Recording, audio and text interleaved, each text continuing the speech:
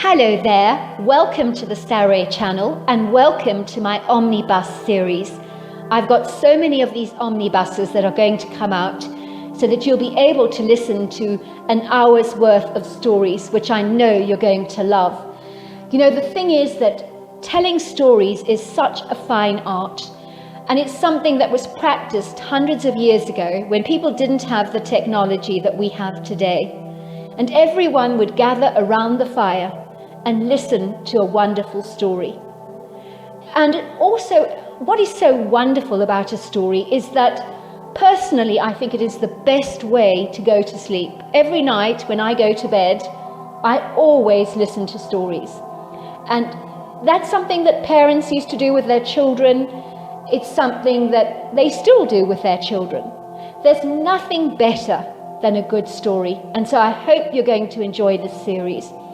And before we start, I just want to say, do subscribe to my channel because you don't want to miss out on anything.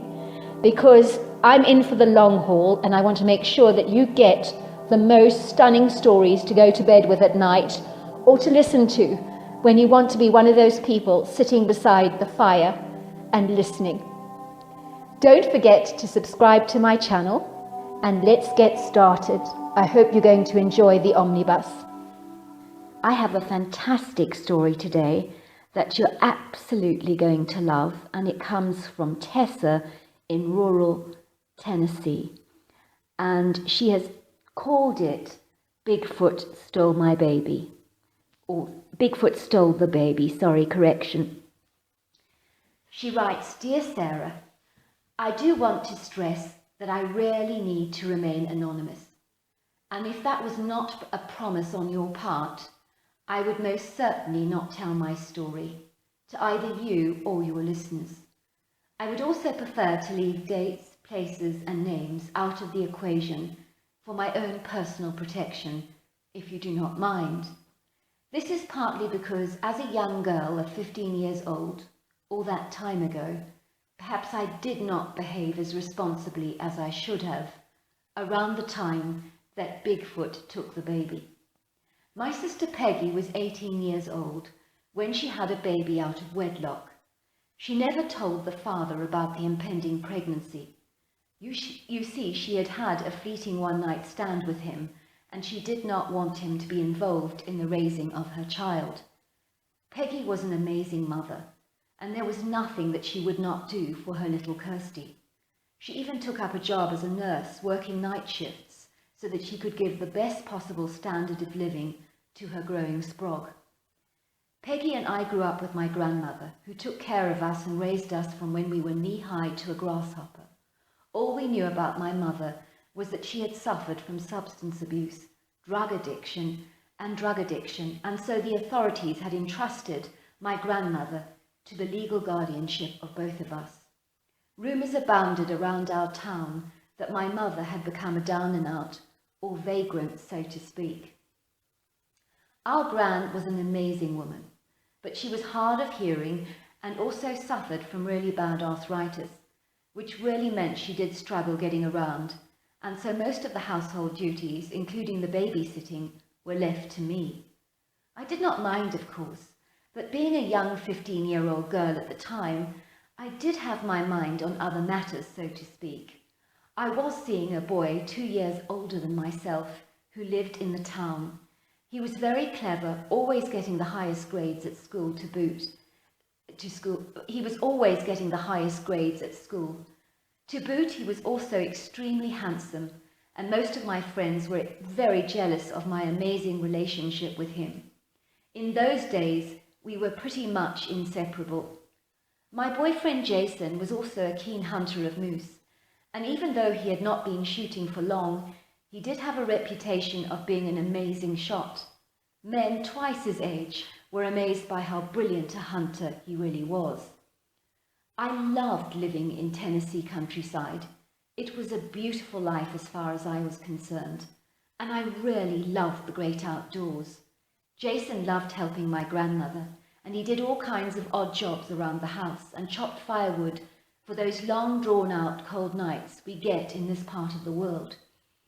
The woods that surrounded our home were magical because they were abundant with wildlife and animals of every kind. Jason and I would take long walks in the forest, sometimes accompanied by our 2 bulldogs, Jessie and Bella. One day, Jason suggested that we go for a picnic in the woods, and as I was on babysitting duty, he suggested that we could take Kirsty with us in a pram, as well as our 2 bulldogs. It seemed like a great idea, but I insisted on finishing the washing up first for my grandmother, and then I packed us an amazing picnic lunch. I filled up the Tupperware lunch tin with ham and tomato sandwiches, beef jerky, and chocolate nut brownies. And let's not forget the Coca-Cola. For Jason, no meal was the same without that fizzy, sweet soda. Then off we went into the woods to have a spectacular picnic lunch. It was a magnificent sunny day, and as we approached the woods, we were surprised to find that all was unusually quiet and still. There were no animals darting past us like they usually would, like the odd deer or even rabbit. Everything was extremely silent and rather uncomfortable, to say the least. Worse still, both of my bulldogs did not want to venture into the woods at all, and literally had to be dragged in and persuaded in by Jason. If you know what bulldogs are like at all, they are stubborn creatures, and it is very difficult to persuade them to do something if they're dead set against it. I had never seen my dogs behave like this on a walk. They nearly always loved their trips to the woods. But today was different, and I could hear that both of my beloved pets were far from happy. They had never behaved like this before, I explained to Jason. Not to worry, laughed Jason. Dogs have a good sense of smell. They might have smelt something they didn't like. Like what? I asked. Dunno, said Jason. Anything, I suppose. Dogs can be sensitive, you know. Kirsty was such a beautiful baby who never cried like some babies do. She normally gurgled with laughter and was always smiling, but on this occasion she started to cry and cry and cry. I took her out of the pram to comfort her, and I started her bobbing her up and down as I held her in my arms. That seemed to do the trick. Before long she stopped crying, and we continued on our way into the woods. We finally found a perfect spot for our picnic, where there was a rocky verge with a small little stream running on the side. The large expanse of smooth rocks was so lovely and warm and so enticing that Jason and I decided to sunbathe on them. It was not long before we both fell into a deep sleep.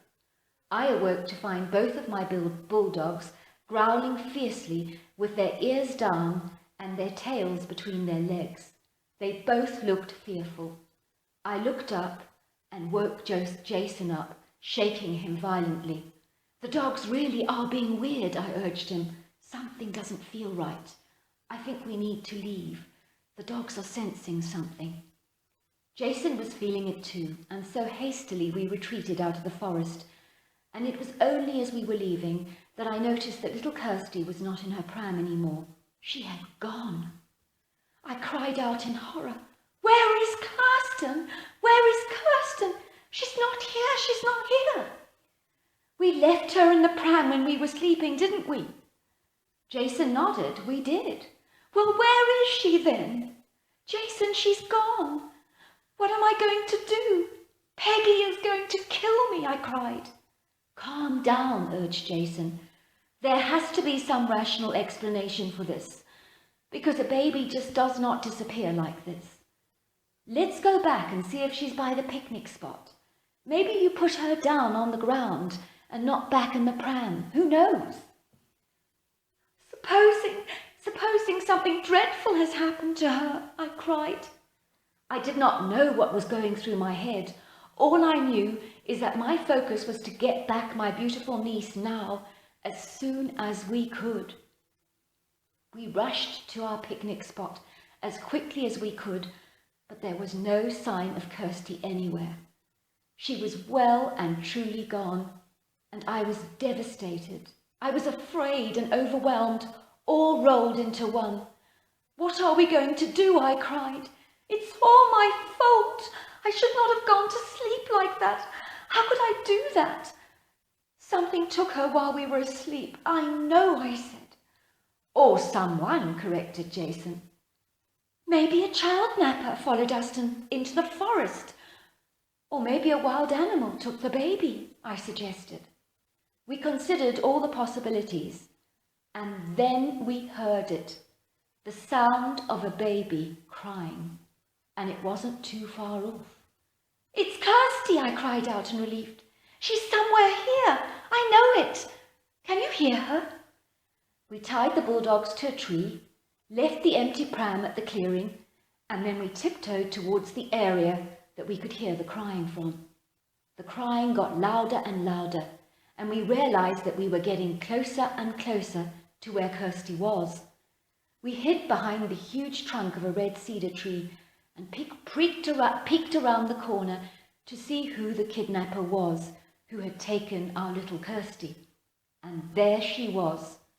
I knew she was a she because she had placed little Kirsty on the nipple of one of her full dangling breasts.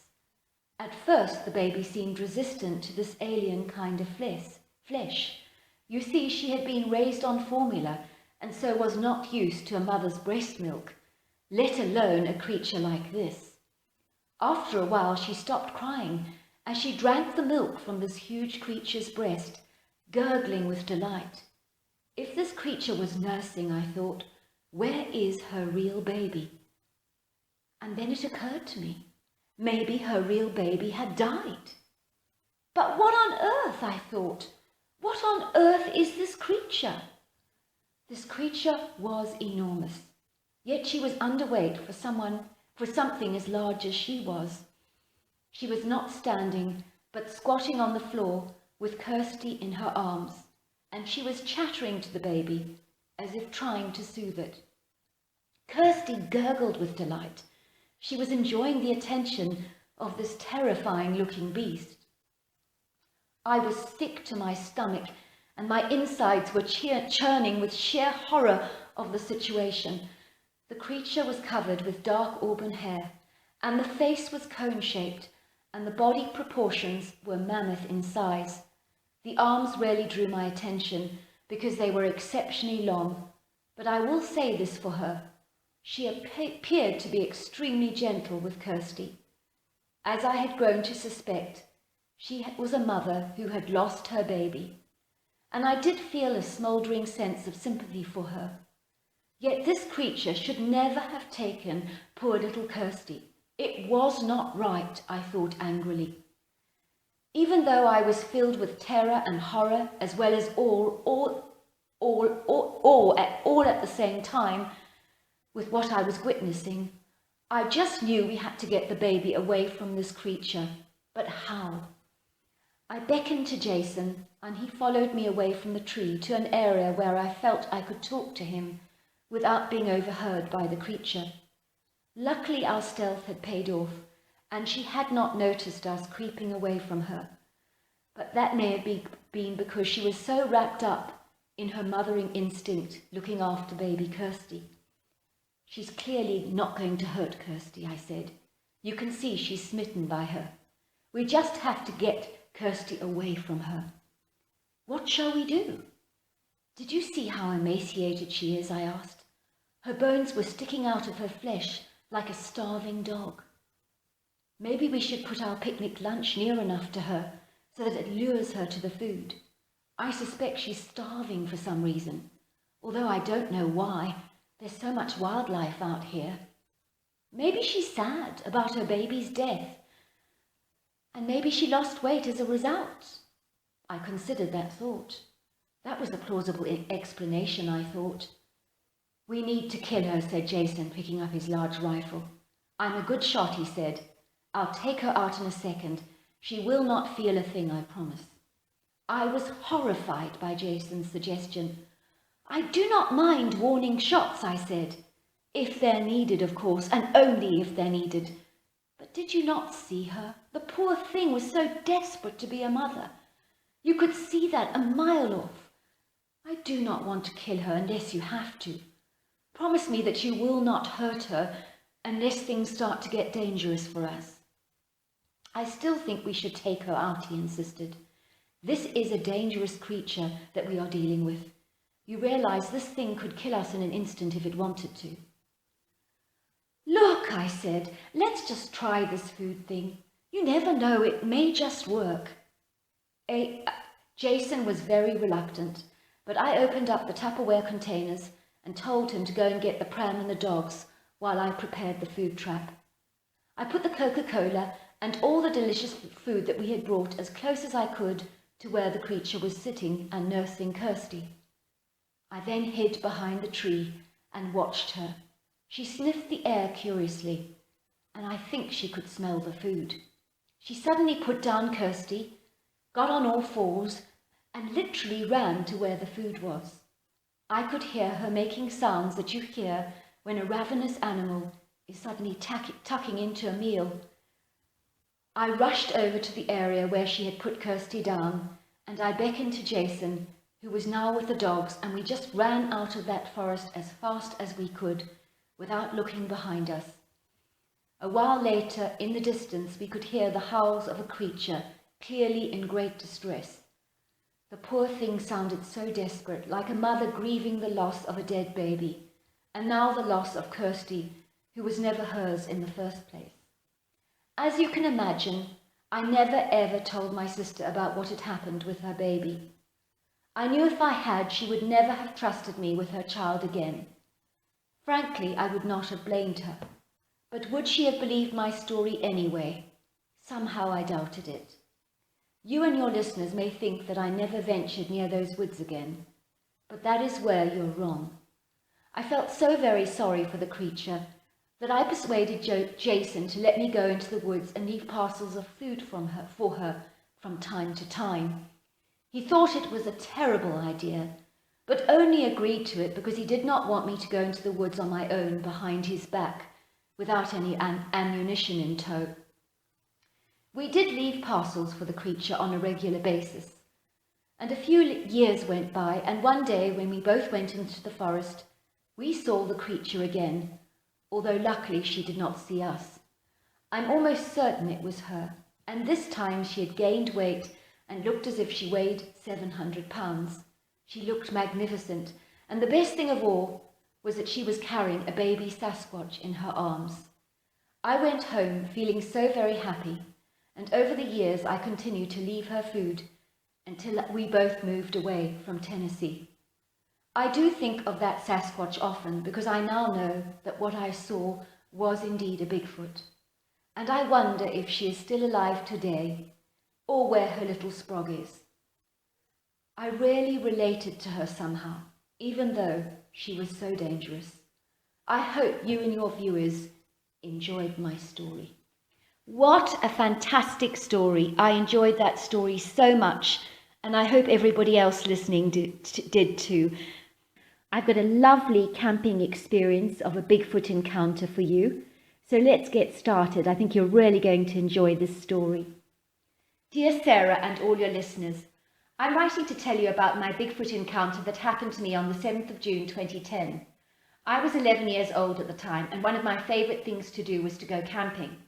I had a best friend at the time called Nathan, and we would spend countless hours together.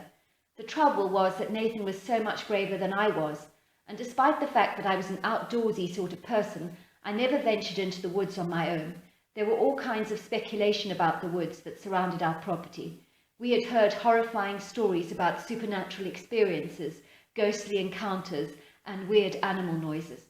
I have to admit the woods scared me. From time to time I had heard strange sounds emanating from the woods that we could not explain, like the sounds of a woman screaming as if she was in the throes of being murdered. There had also been times we'd heard the most terrifying roars, but most of the time, however, we would hear the normal sounds of the night, like coyotes and owls, etc., etc. My father was a brilliant hunter, and he went into the woods very frequently to hunt squirrel, rabbit, and the occasional deer. He often told us that he sometimes felt he was being watched and even stalked, but he said he was certain it was his imagination. I was not so sure. One time my father came back from a hunt and swore he had seen a woman just vanish in front of him. "You saw a ghost," I said with excitement. "What did she look like?" My father was the most skeptical person I'd ever known, so the day he saw his ghostly encounter literally shifted his whole perception of reality, and I could see that he was struggling with what he'd seen. He told me that the ghostly woman was wearing jeans and a bright pink t-shirt and looked as real as you and I, and he was about to say hello to her, and then she suddenly just vanished before his very eyes. The story really creeped me out, and so after that encounter I really did not fancy going into the woods unless I went rabbit hunting with my dad, because I felt safe with an adult. One day Nathan begged me to go camping in the woods with him. Usually when I camped, I would set up shop just outside our wooden cabin, so that if things got scary, I could always rush indoors to the safety of Mum and Dad. However, on this occasion, I couldn't let Nathan down. He looked so excited about the prospect of camping in the woods, and it was his 12th birthday, after all, so I just had to be game for it, as reluctant as I was.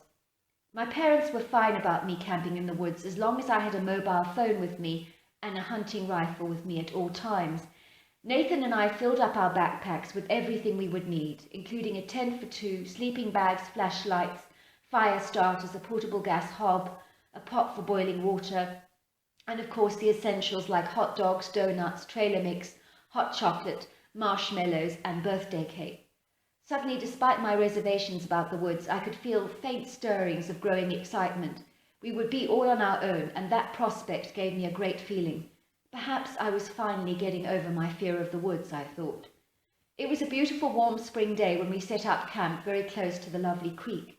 We immediately made a fire and made some hot chocolate over the portable gas hob. We had seen a few rabbits darting around and the odd squirrel retreating up a tree. It felt great to be out in nature, I thought. Suddenly we heard a rustle, and it sounded like two people coming towards us. It was a woman and a man, and they both also had backpacks on their back, so they were clearly intending to come camping. "Hi, guys," said the young lady, who was quite pretty, I thought. "This is my friend Kirk," she said, "and my name is Eloise. I see you've set up camp here. How nice." "That's right," I said. "We're setting up camp also. We will try to go further down the creek so we're not in your way, but don't get freaked out if you hear us during the night." "I'm sure you won't be that noisy," I said. "Well, I hope not," she said. "It really depends on what tonight throws at us. We're paranormal investigators, you see." "Wow," I said. "So you believe in ghosts?" "Of course," she said, "or I wouldn't be staying in the woods tonight, would I?" "What exactly are you researching?" asked Nathan curiously. "Well, there's been quite a few sightings of the young girl that was murdered in these woods about 10 years ago. The poor girl, she lived around here, you know, and her dog went missing, and so she came in the woods to find him. I gather he loved chasing rabbits, and it was hard to keep him away from the woods. Anyway, the poor girl never returned home and was later found in the woods with her head completely decapitated. Of course, the dog turned up and he was fine." "Oh, sorry," she said, looking at my horrified face. "I really did not mean to scare you." "No," I said. "Please go on about the girl, Did they ever find her? Did they find her killer?" "That's the bizarre thing," she said. "It was the way that she died that raised more questions than answers. Even the medical examiner said that it looked as if her head had been plucked off her neck like a grape from a vine. That's how neat the decapitation was." "Could it have been a bear?" "The medical examiner said that the death was undetermined because she said it definitely wasn't a bear nor a wild cat, but it's inconclusive whether it was a human or not. The head was removed with perfect precision, but not with a knife or machete or anything like that." "Unlikely to be human," I said. "Well, we will never know. There's a lot of unexplainable things that go on in the woods in North America. Believe me, I've heard stories that would make your hackles rise." "Are you hoping for a sighting of the girl ghost?" Nathan asked. "Oh, we want a sighting, but we also have our equipment, like our tape recorders, EVP monitors, temperature gauges, and of course our ghost box. We're hoping she may come through." "Why are you doing the investigation?" I asked. "It's for the parents," she told me. "They want answers. They believe her boyfriend at the time might have done her in. I gather she wanted to end things with him, and they think he's behind her gruesome murder." At that moment I was reminded of my father's ghostly encounter. "Was she wearing a pink t-shirt and jeans?" I asked. Eloise looked at me in shock, and her face went as white as a sheet. How do you know what she was wearing? She asked. I explained that my father believed he'd seen a ghost wearing a pink t-shirt and jeans in the woods not too long ago. Wow, said Eloise. That's 10 sightings of her in these woods over 10 years. Extraordinary. Anyway, guys, she said, we better set up camp for tonight's investigation. If you need anything, we're a little way down the creek. Wow, I said to Nathan when they were out of earshot. Wait until I tell my dad about this. It's going to freak him out, because it'll affirm he really did see the ghost of the girl in the woods. Finally the sun set, and after roasting marshmallows over an open fire, we decided to turn in for the night. It was about 2 o'clock in the morning that I woke up to the sound of footsteps outside our tent. I immediately thought it might be Eloise and Kirk doing their investigation. I climbed out of the tent eagerly. I wanted to ask them how the investigation was going and whether the ghost girl had come through or not. But it was not the investigators I saw, but the most humongous creature that I have ever seen. In that moment I wet my pants. I'm not ashamed to admit it. I just stood there staring at the creature, unable to shift my gaze from his menacing eyes that were glowing a bright red colour. I could see him clearly because there was ample moonlight, and he was a fearsome predator.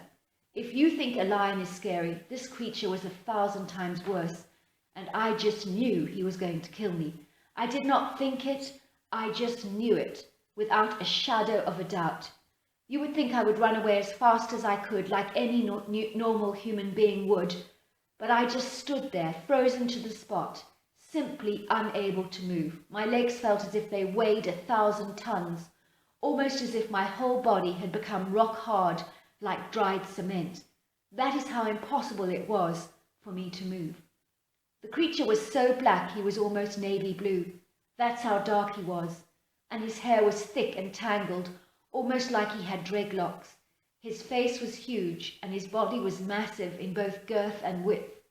He was about 10 foot tall, 1,000 pounds, with strapping legs that looked like massive tree trunks.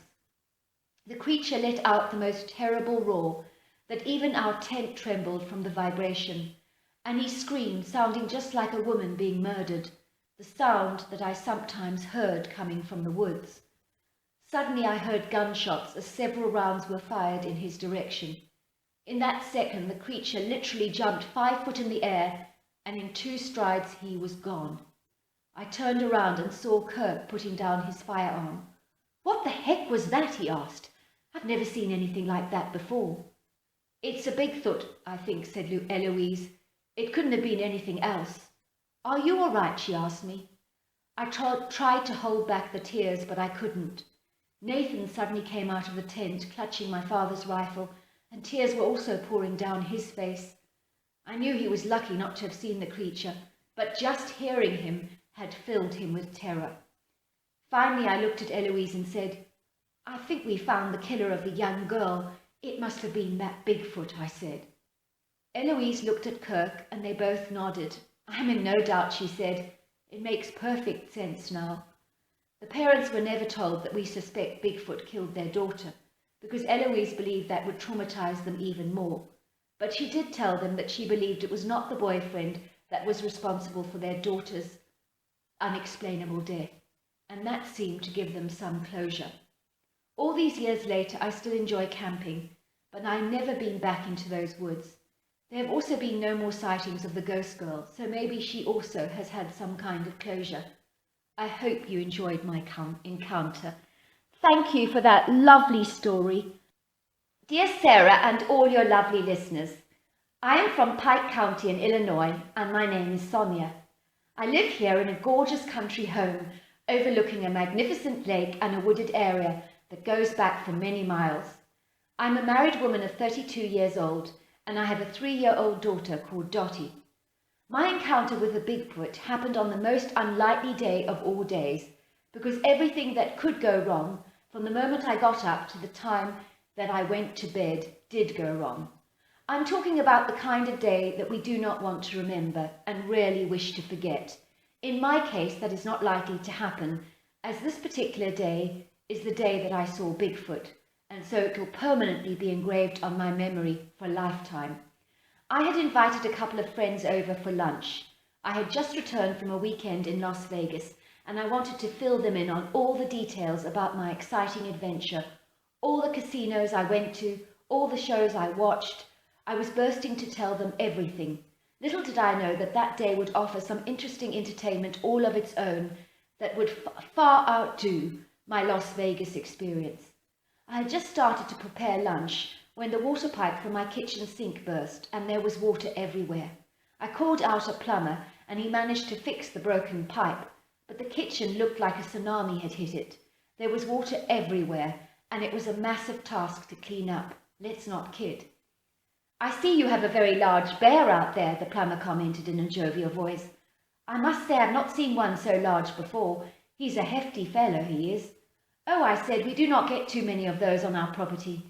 I ushered him out of the kitchen eagerly for him because I was eager for him to leave. I was not really going to listen to his idle chatter. I had so much to do, and it was nearly lunchtime. I needed to get on with the lunch before my guests arrived. What was I going to prepare? Oh yes, I was making a hot pasta dish with chicken strips and salad. Just as I was chopping the mushrooms, I heard my golden retriever make that gargling noise from his throat that tells you at once that he's about to throw up and regurgitate his breakfast. "Oh no," I said, rushing to his side to push him out of the door. "Please no, not on my clean kitchen floor." But it was too late. Piles of vomit floated across the floor in islands of beige puke. It was truly disgusting, and the last thing I needed to be dealing with.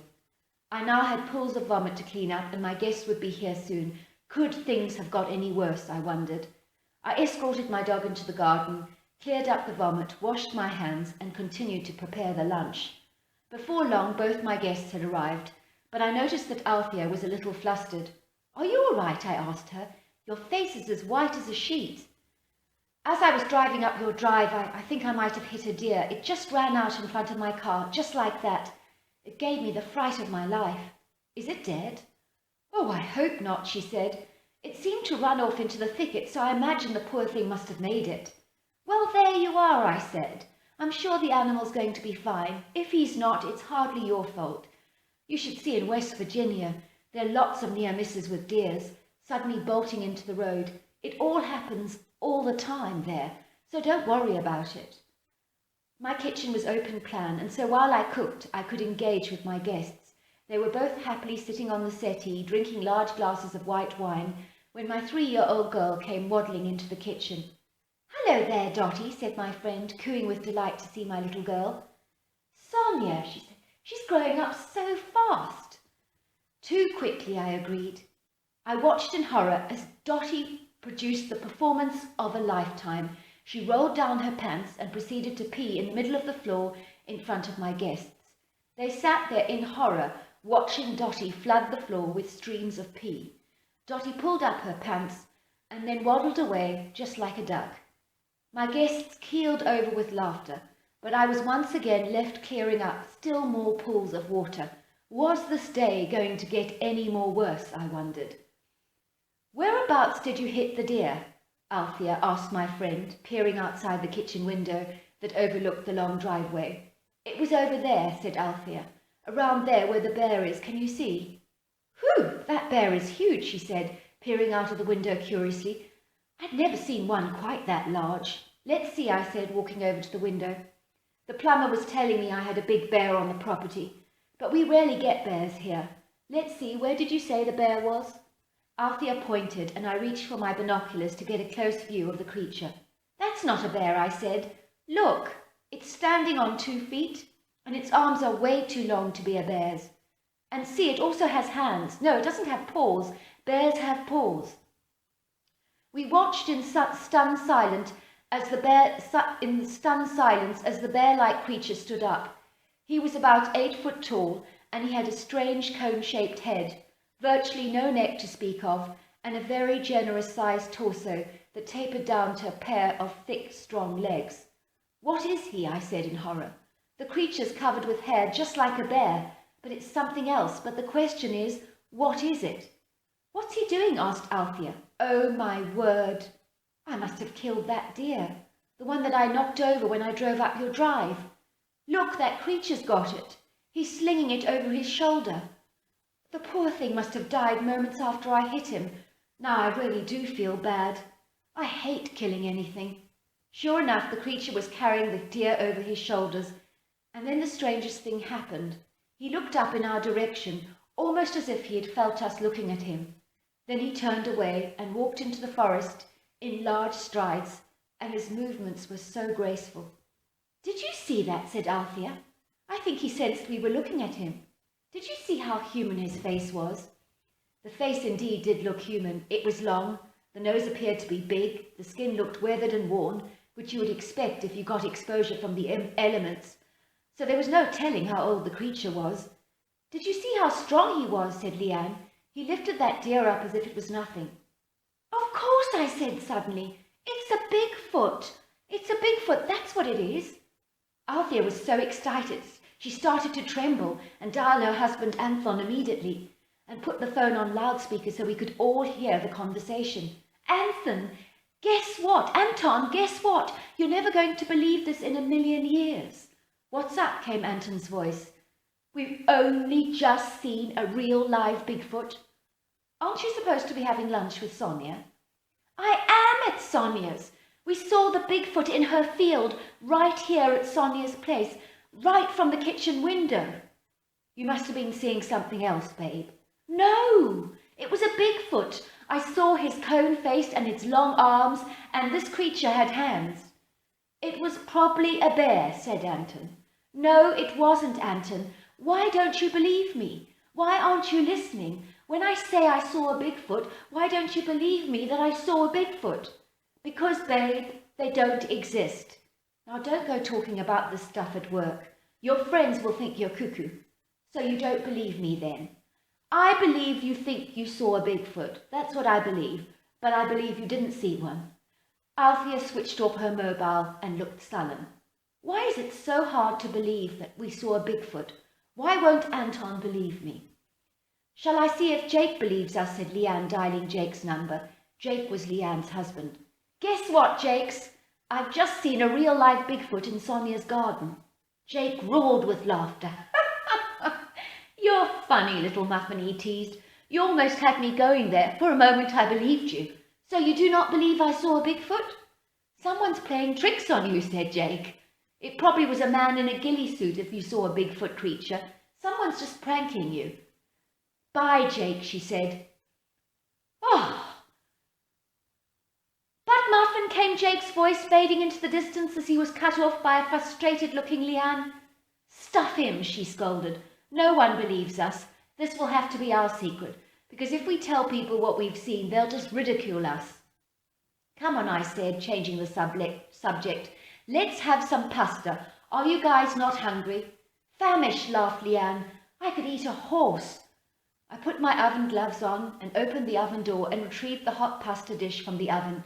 It was piping hot, just what we needed, I thought.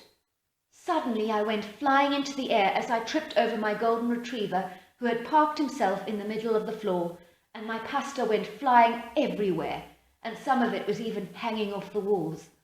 "Are you all right?" asked my friends, who were trying to suppress their amusement, and then they couldn't hold it anymore. They just roared with laughter. "Let's order pizza," I said.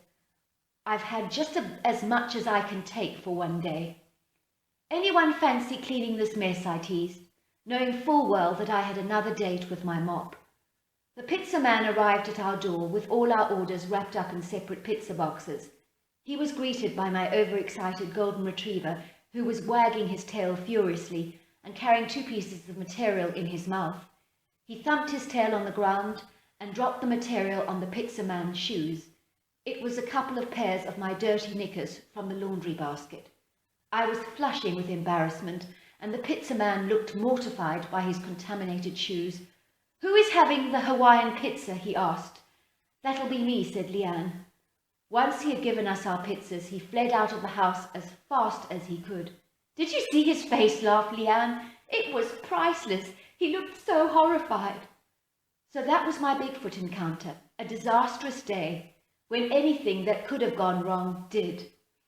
I got a couple of texts from my friends saying that they had not laughed so much in ages, and seeing that Bigfoot was the cherry on the cake. When my husband returned home, and asked me how my day went. All I could say to him was, "You wouldn't believe me if I told you." I hope you enjoyed my story.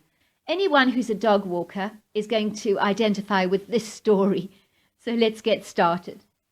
Dear Sarah, my name is Kathy, and I'm writing to tell you and your listeners about my Bigfoot experience, which happened to me at my home in Idaho.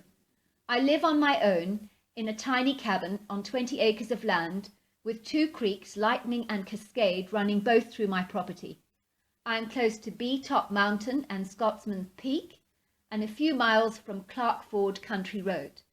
Anyway, where I live does seem very remote, but it's beautiful here, and I simply adore living in this part of the world because it is teeming with wildlife, and there's some great fishing spots and beautiful hiking trails around here.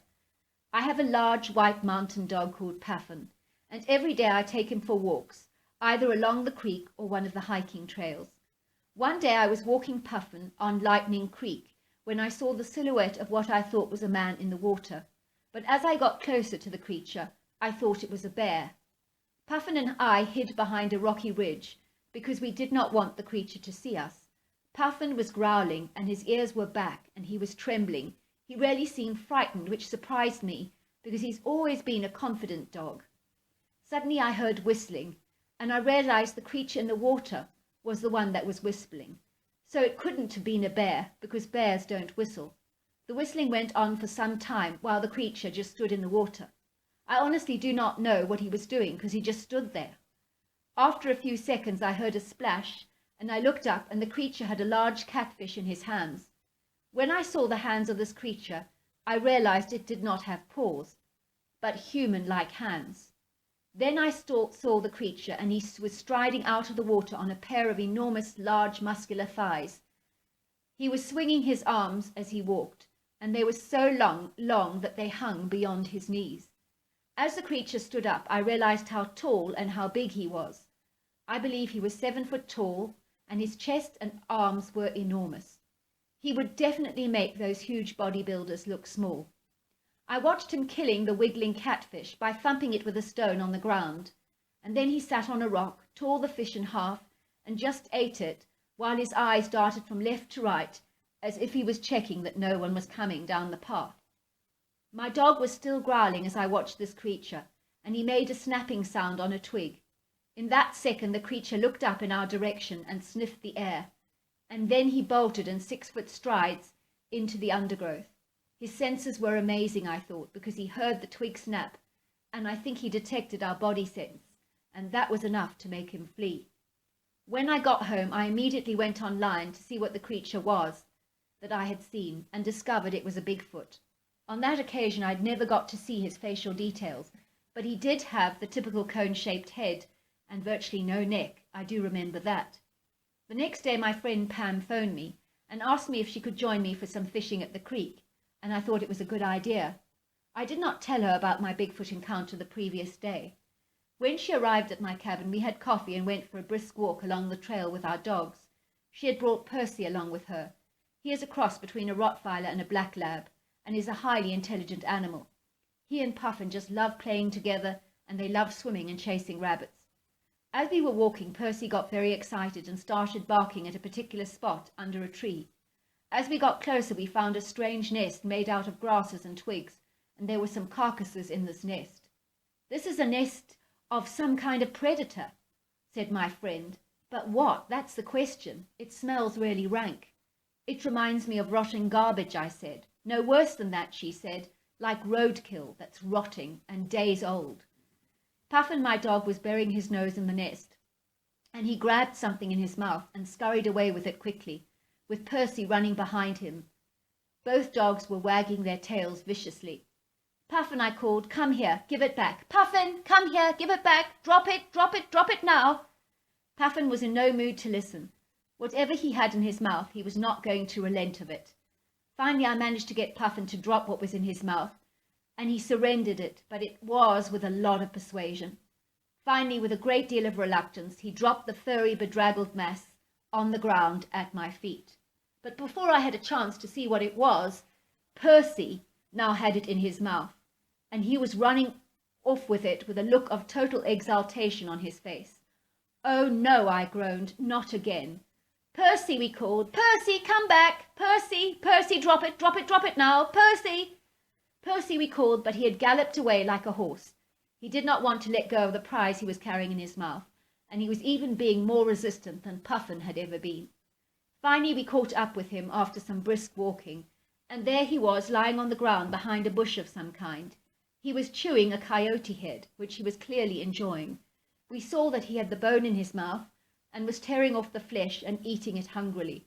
"That's disgusting, Percy," I said. "Give it to me now." But Percy was not listening.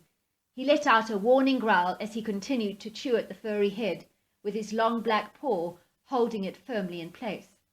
Suddenly we could hear the sound of a heavy bipedal creature walking towards us very quickly and rushing through the undergrowth like a steam engine on full throttle. The next thing I knew was that Percy was yelping and doing a somersault in the air. It was then that we saw him, and he growled like a savage. It was the Sasquatch that I had seen from the day before, and he was furious and unforgiving. He had hurled Percy into the air and had reached out to retrieve his coyote head from the terrified dog, who was now hiding behind my legs and trembling with fear. The Sasquatch regarded us briefly through his brown eyes, then looked at Percy and growled at him directly, as if to say, "This is my coyote head and not yours." He gave Pam and I another glance, and then in about 3 long strides was gone. It all happened so fast that Pam and I were too shocked to even be afraid. After the Sasquatch had left, we could smell the rotting odor we had smelt at the nest, only this time it was 1,000 times worse. Pam rushed over to the bush and hurled out the contents of her stomach. "It's that smell," she said. "It's just made me want to vomit." What the hell was that creature?" she said. "I've never seen anything like it before. The face and hands were almost human." "It's a Bigfoot," I said. "I saw him yesterday." "You knew that creature was out there and you did not think to tell me?" she said, sounding furious. "That thing could have killed us. Did you see the way the creature flung poor Percy in the air? I thought he was going to kill him." "So did I admitted." Pam bent down on her knees and cradled the terrified dog in her arms. Poor Percy. Poor Percy," she said. I looked around for Puffin and guessed he'd run all the way home in fear. I knew my dog well enough to know he'd run off if he got scared. I was right, I was to learn later. If the creature ate a whole coyote, why did he not just kill Percy? She asked. I mean, that coyote head could have not been much of a meal. It didn't have much meat on it, did it? I don't think it's about the meat, I reflected. I think the dog took something that was his, and he was possessive about it. Wow, that's a good way of putting it. I wonder why he knew our dog had stolen the coyote head. I think these Bigfoots can hide and watch without us even seeing them, I said. Wow, said Pam. When we were examining the Bigfoot nest, I did have an uneasy feeling that I was being watched. I felt it too, I admitted, but I thought I was just being silly. After my Bigfoot experience, I did not give up my walks with Puffin. They always say that if you fall off a horse, you should get back on it. I was not going to allow fear to rob me of enjoying my property and my beautiful home. No chance. When I do venture out with my dogs, I do take a hunting rifle with me for precautions. A day after our encounter with a Bigfoot, I put a bunch of bananas, a bag of unsalted peanuts, and some red apples into the nest as a way of saying sorry for taking your coyote head. I hope he understood that I was reaching out to him. Well, I have not seen the creature again or around my property. But I do sometimes hear wood knocks and whistling, so I guess he's still around. Hope you and your listeners enjoyed my story. So let's get started. The story comes from the Central Oregon forests, all the way from Jennifer. Let's get started. I'm 67 years old, and my Bigfoot experience happened 2 years ago on the 13th of June, 2019. I drive a camper van that was converted into a beautiful portable home for me by a brilliant carpenter who specializes in personalizing camper vans. I drive a Fiat Ducato Maxi 2016, and I just travel all around North America. After my husband sadly died 5 years ago, I decided to buy my own camper van and spend the rest of my life traveling around and enjoying all the sights and sounds and meeting so many different people from different walks of life. My life has been transformed and changed forever.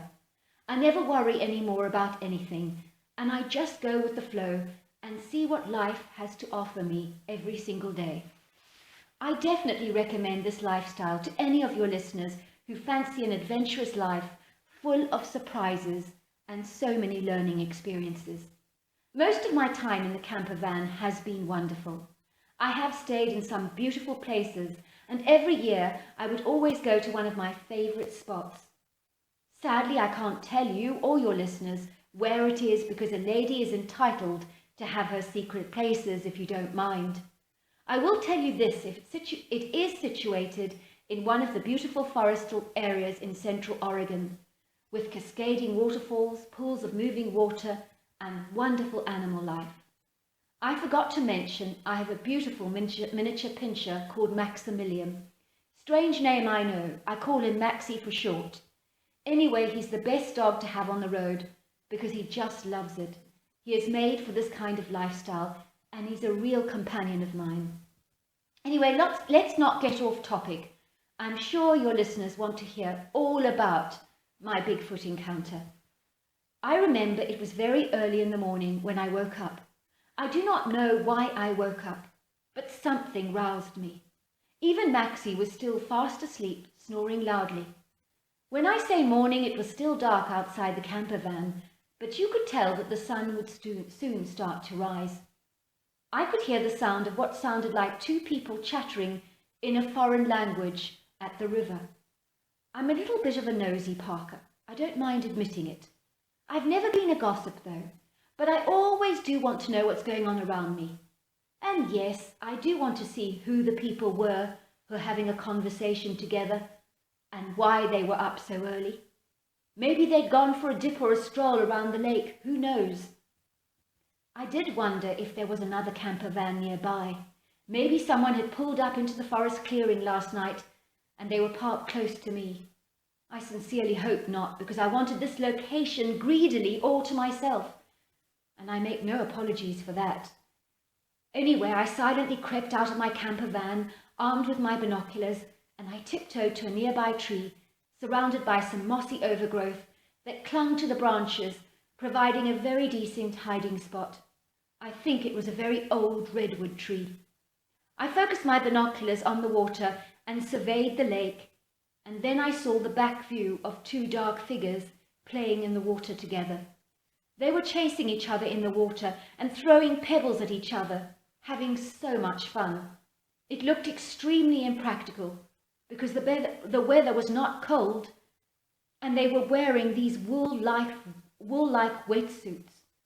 In other words, the wetsuits looked way too warm for them.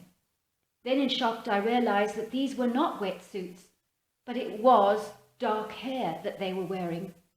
Could I be looking at bears? Surely not. I'd never seen them play in a human way before.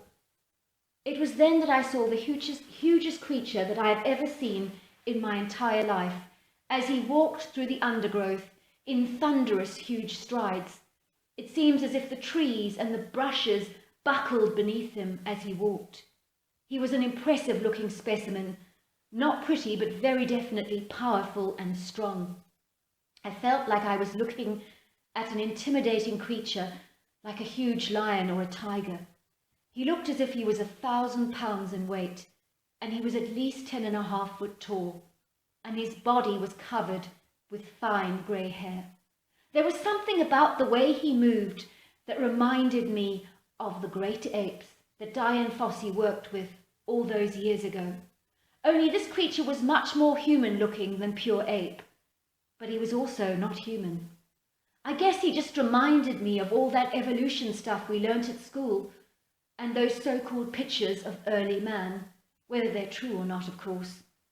This great big hefty creature rubbed his whole behind and his entire back against the trunk of the tree to give himself a really good scratch.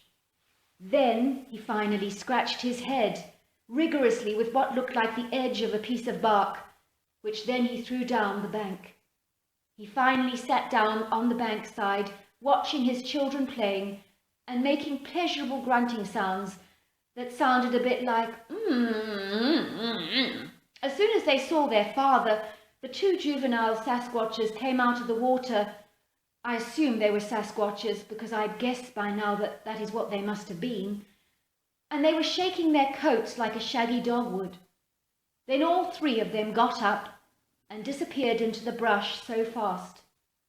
I reflected on what I had seen and even made a rough sketch, not that I'm any great artist by any means. I had drawn the cone-shaped head with no neck, wide shoulders, tapering to narrow hips, then tapering down to streamlined muscular legs. They all had deep-set eyes, a brow ridge, a leathery area of skin on their faces like rhino skin. Oh yes, and their noses were very big and flat. Anyway, after my experience, I felt very blessed, I really did, like a person would on a wildlife safari, watching a spectacular scene, like a lion taking down an impala or something like that. You would think I would be rattled and incredibly afraid, but I truly wasn't. I was in total awe about what I had just seen.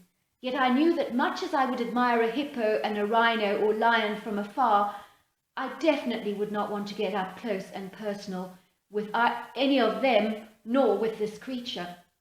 I would definitely say that they could all be very dangerous, including these Bigfoots.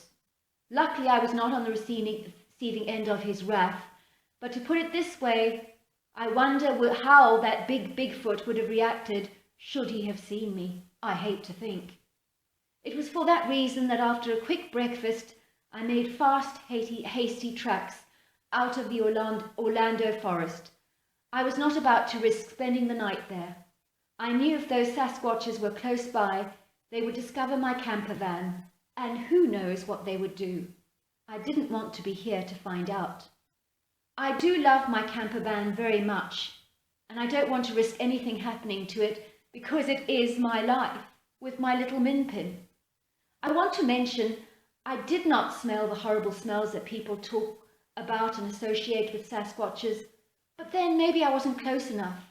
In the binoculars, I did notice that their coats were pretty tangled and matted, like they really needed a good brush, and certainly a trip to the beauty parlour. Jokes aside, I do hope your listeners like my story. Much love to you and your listeners. And by the way, keep my details confidential. With many, many thanks to you and love to your listeners. Thank you so much for that wonderful, wonderful story. Well, hello there. I hope you enjoyed the Omnibus edition. We've got many more coming our way for you to listen to. Sending you love wherever you are in the world, in North America, Canada, Kenya, wherever you may be. I send you lots and lots of love. Thank you for listening to my Omnibus, and I really do hope you enjoyed it, because that's the whole idea about it, is to give you some interesting stories to listen to. So until next time, goodbye and good night.